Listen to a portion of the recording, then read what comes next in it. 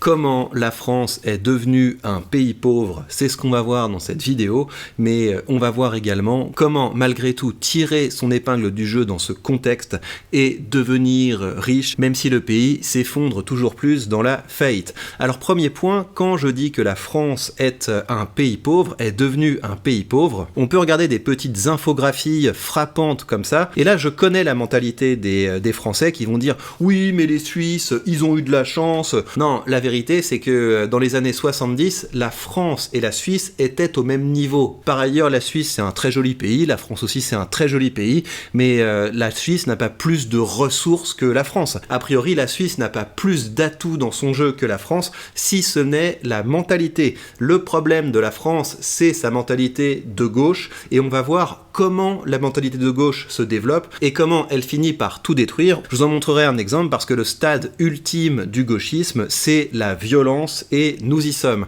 Donc on va voir ça dans cette vidéo, mais revenons d'abord là-dessus. Donc au début des années 70, la France et la Suisse sont au même niveau.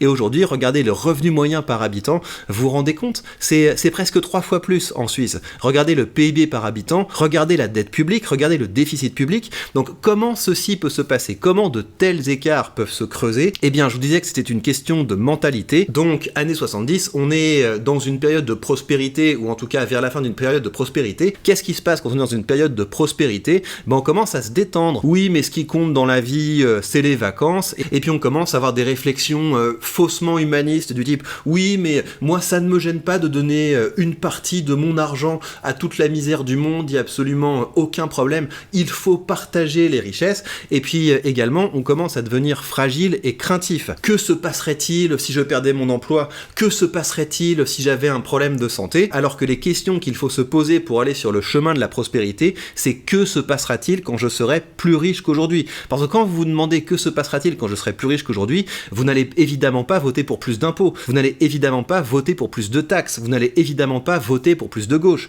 Alors que si vous êtes en mode faiblard, en mode fragile, et que vous commencez à vous dire qu'est-ce qui va se passer si, qu'est-ce qui va se passer si, au secours, j'ai besoin qu'on me protège, eh bien, on commence à voter pour des gens de plus en plus à gauche, des gens qui nous disent « je vais vous protéger, vous inquiétez pas, regardez la dépense publique, regardez les fonctionnaires, on va se mettre bien ». Et à partir de ce moment-là, vous avez un effet cumulé qui se produit. L'effet cumulé vertueux que vous voyez ici, et l'effet cumulé de gauche ici, et on arrive finalement à cette situation où on a un État obèse qui entretient des fainéants. Et une fois qu'on en est à ce stade-là, eh bien, la gauche a toujours suffisamment de fainéants pour voter pour eux, d'autant plus que vous avez une politique qui vise à importer des fainéants, qui vise à importer des clients de la gauche massivement, et c'est comme ça qu'on se retrouve à ce niveau de faillite dans lequel est la France. Et donc, ce qui se passe à ce stade-là, c'est que vous avez les créateurs de valeur qui en ont assez de se faire traire, et c'est là que le communiste entre dans son stade ultime,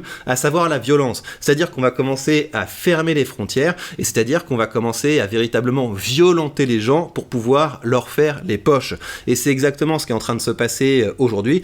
Donc vous avez le Front Populaire qui prétend avoir remporté les élections et qui sont en train maintenant de préparer leur coup d'État par la violence, par la rue. Vous avez eu les déclarations de ce petit ange de Quatennens qui a commencé à dire « il faut marcher sur Matignon » et vous avez maintenant les discours du type « on va bloquer tout le pays pendant les JO » et donc déjà que c'est une catastrophe en fait les JO d'organiser ça dans un pays en développement, mais le qualificatif de pays en développement va pas bien pour la France parce que c'est plutôt un pays en voie de sous-développement. Donc c'est vraiment le pire moment pour pouvoir organiser des Jeux Olympiques dessus et donc évidemment la gauche va profiter de ça pour pouvoir faire violence, pour pouvoir faire son chantage et son chantage ça passe par la grévosphère. Il y a deux mamelles du gauchisme, vous avez l'assistosphère et vous avez la grévosphère et l'assistosphère est là pour mettre les travailleurs en esclavage et la grévosphère est là pour faire du chantage, pour pouvoir faire des prises d'otages. Donc on va écouter le projet de la CGT pour votre été, vous allez voir, ça va être sympa. Des réceptions de sa lettre, la CGT des cheminots a décidé d'appeler à des rassemblements le 18 juillet devant toutes les préfectures et devant l'Assemblée nationale et je pense qu'il faut toutes et tous rejoindre ces rassemblements pour mettre l'Assemblée nationale sous surveillance et appeler au respect du vote populaire. Mettre l'Assemblée nationale sous surveillance. Vous voyez bien cette idée, puis vous avez également le mensonge, comme s'il y avait eu un vote populaire pour le nouveau Front populaire. C'est un vote bourgeois, le Front populaire. Vous avez les classes populaires qui votent massivement pour le RN, mais vous avez les jeunes bourgeois et les vieux bourgeois. Jeunes bourgeois parce qu'ils s'ambiancent à l'université et au lycée, et puis vieux bourgeois parce qu'ils ont leur logiciel mental où on leur a toujours dit de faire barrage, qui ont fait élire ces gros guignols. Et d'ailleurs, vous avez aujourd'hui plein de gens qui disent « Oui, mais moi j'ai voté parce qu'on m'a dit de faire barrage, mais je ne pensais pas qu'on devrait se manger le programme du Front populaire. J'ai voté pour le député PS pour faire barrage au RN, mais pas pour le programme du NFP. C'est ennuyeux car ce n'est pas un parti. J'ai l'impression de m'être fait avoir. » C'est bien Pascal. Dites-moi dans les commentaires si vous connaissez d'autres Pascal. Quelle catastrophe ce pays, c'est quand même vraiment n'importe quoi. Donc il faut mettre l'Assemblée nationale sous surveillance. Donc voilà, ça nous rappelle évidemment les heures les plus sombres de l'histoire. Et nous y sommes, on y va tout droit. C'était sur la formule parce qu'elle m'interpelle là. Mettre l'Assemblée nationale sous surveillance. Est-ce que vous pouvez préciser votre pensée parce qu'on peut l'entendre de deux façons différentes, hein.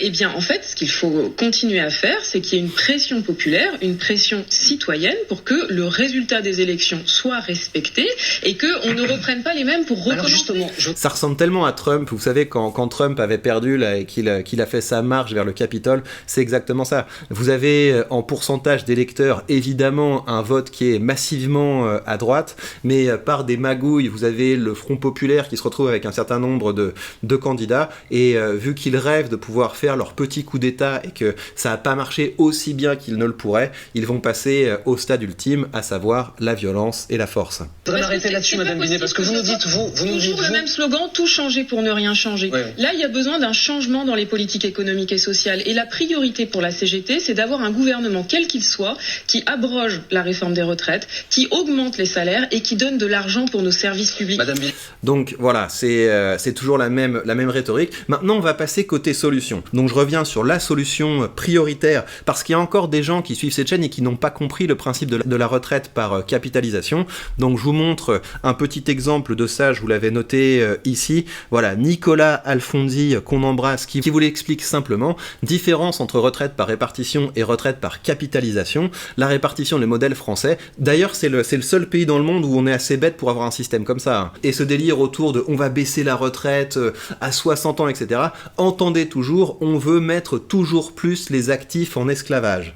Donc répartition, c'est le modèle français. Prendre 500 € sur le salaire de Pierre, de Paul, de Jacques et de François pour donner 2000 € à Dominique, retraité. Au bout de 40 ans d'activité, Pierre aura donné 240 000 € qui n'auront payé que 240 000 € de retraite. Il faut donc 4 actifs pour payer un retraité. La capitalisation, c'est Pierre qui met ces mêmes 500 € de son salaire tous les mois sur un produit d'épargne. En réalité, une caisse le fait pour lui, c'est totalement transparent pour Pierre, et je simplifie bien évidemment pour que tout le monde comprenne produit d'épargne. Alors évidemment, hein, vous imaginez qu'un système vertueux, c'est chacun investit comme il l'entend, et donc vous investissez dans des ETF pour pas vous taper des trucs qui sous-performent parce que on parle d'une capitalisation sur le très long terme, et donc là il faut s'exposer au marché. Il faut des ETF Monde, ETF SP500, mais vous connaissez tout ça très bien si vous suivez cette chaîne. La grosse différence, c'est qu'à 8% de rendement annuel, en 40 ans de cotisation, les 240 000 € qu'il aura cotisés se seront transformés en 1 600 000 €. Il peut donc payer sa propre retraite tout seul,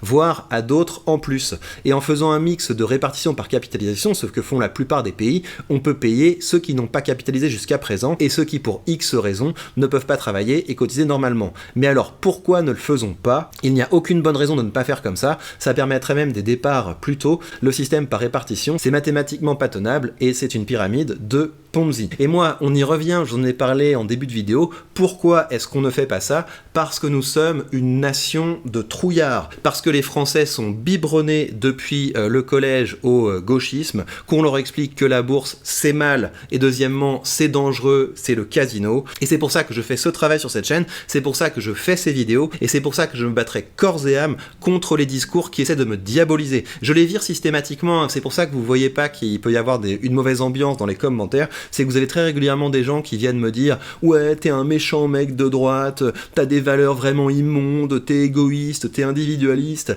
Et ce chantage moral est répugnant parce qu'évidemment que la nation française serait plus riche, qu'on aurait moins de pauvres et que de toute façon on pourrait bien mieux s'occuper des pauvres si on rompait avec le gauchisme, ce qui suppose d'arrêter d'avoir peur, de ne pas raisonner en termes de « Oui, mais qu'est-ce qui se passe si les marchés baissent? Qu'est-ce qui se passe s'il y a une crise? Ouh là là, protégez-moi !» Non, se dire que sur le long terme, les marchés montent et que c'est le meilleur moyen de préparer sa retraite. Alors le problème, évidemment, c'est que c'est pas pour demain la veille qu'on va passer à un système vertueux. Vous allez devoir préparer votre retraite vous-même et ça veut dire que tout au long de votre carrière, l'État va continuer de vous voler de l'argent que vous auriez pu investir pour vous-même et pour préparer votre retraite sans peser sur les autres. Et il ne vous reste donc peut-être plus suffisamment d'argent pour investir. C'est pourquoi vous allez avoir besoin d'un side business. Cette chaîne que vous regardez, c'est un side business. Et c'est très sympa d'avoir un side business. Là, tel que vous me voyez, je suis dans un hôtel sur la plage. J'alterne entre la piscine, entre la mer.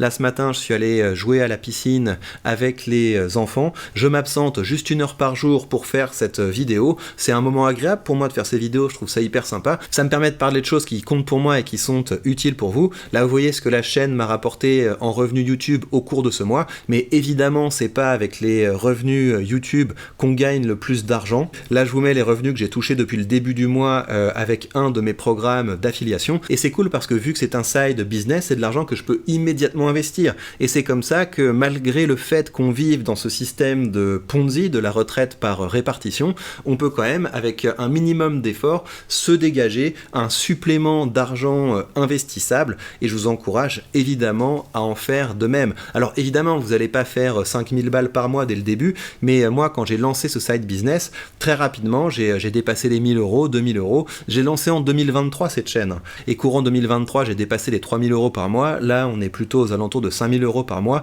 et vous pouvez faire quelque chose qui ressemble à ça. Et pour vous y aider, j'ai une formation qui s'appelle Side Business Rentable, où je vous montre comment vous allez pouvoir en 1 heure par jour créer un side business qui ressemble au mien, et vous allez voir que c'est hyper sympa de faire ça. Vous avez 4 modules bien remplis pour poser les bases du side business, pour développer votre chaîne YouTube et pour pouvoir monétiser votre activité, et j'ai conçu ce programme pour que vous puissiez y consacrer simplement 1 heure par jour. Donc juste 1 heure par jour de votre temps, vous vous posez derrière votre ordinateur ou avec votre téléphone, vous suivez ce que je présente dans la formation et vous mettez immédiatement en application, et ça va vous permettre de dégager un side business rentable qui vous permettrait d'avoir plus d'argent pour investir. Et pour quelques jours, afin de vous donner un peu d'espoir de vous sortir de ce marasme français, eh bien je vous propose cette formation avec une énorme promotion. J'ai jamais proposé cette formation à ce prix-là, mais à situation exceptionnelle, promotion exceptionnelle. Je trouve que c'est toujours important de changer les crises en opportunités. Voilà, on a ce contexte français qui est ce qu'il est. On a un pays qui sombre de plus en plus dans la faillite. Mais si on veut redresser les choses, il faut d'abord se redresser soi-même. Et ça peut être une très bonne idée de vous créer un petit side business pour contribuer au développement d'une culture entrepreneuriale, pour contribuer au développement d'une culture financière et pour lutter contre les mentalités qui affaiblissent et avilissent la France. Donc je laisse cette promo active pour encore quelques jours. Et puis évidemment, l'objectif c'est d'investir et d'investir bien. Et ça c'est la cata, hein, parce que je vois des fois passer des trucs dans les commentaires.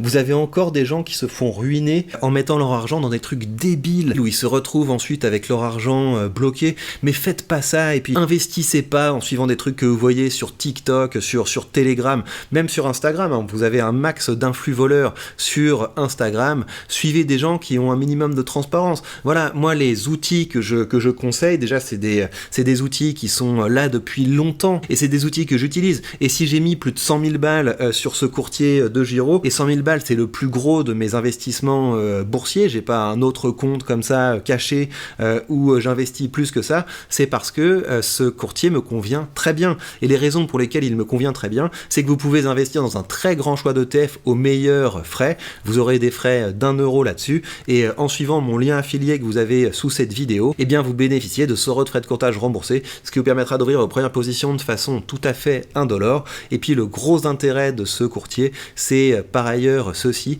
c'est que quand vous investissez, vous construisez un capital parce que vos actions et vos ETF ont une valeur hypothécaire, et ça c'est la valeur hypothécaire de mon portefeuille que je peux transférer en 2 clics sur mon compte en banque et commencer à rembourser simplement avec les dividendes, et c'est ça que j'utiliserai pour avoir l'apport nécessaire à m'acheter ma résidence dans mon pays de refuge. L'autre manière dont j'investis, c'est que j'investis dans de l'immobilier tokenisé avec Realty, c'est-à-dire qu'à peu près toutes les semaines, je m'achète des petites parts de propriété aux États-Unis, mais également au Panama, et Realty devrait se développer dans le reste de l'Amérique latine, en Colombie, etc. Panama, c'est pas mal, hein. Panama, c'est un pays, ils ont une croissance aux alentours de 10-11%. Les pays qui n'ont pas sombré dans le communisme mental, ça devient des refuges, ça devient des terres d'accueil pour tout un tas de créateurs de valeur. Et investir avec Realty, ça a également ce gros intérêt que votre portefeuille a aussi une valeur hypothécaire, et je compte bien hypothéquer mes propriétés le jour où j'aurai besoin de me faire cet apport immobilier. Donc vous voyez comment ça marche, là vous avez le rendement du portefeuille, vous avez ce que ça me rapporte tous les jours, vous avez ce que ça me rapporte toutes les semaines, tous les mois, etc. Et donc si vous voulez commencer à construire votre portefeuille ou continuer de construire votre portefeuille, vous avez des belles choses sur la place de marché. Donc les propriétés au Panama sont parties, c'est normal, c'est des super opportunités et j'en ai chopé, mais là vous avez la possibilité de choper des belles petites maisons à Détroit, et je vais évidemment en choper des morceaux de chacune d'entre elles pour continuer de construire ce portefeuille. Et vous avez une playlist complète sur Realty, donc avant de me poser des questions de base, allez voir la playlist consacrée à Realty, et vous avez également mon lien affilié sous cette vidéo pour commencer à investir avec Realty. Et bien voilà, chers amis, prenez bien soin de vous et on se retrouve très vite pour de prochaines news.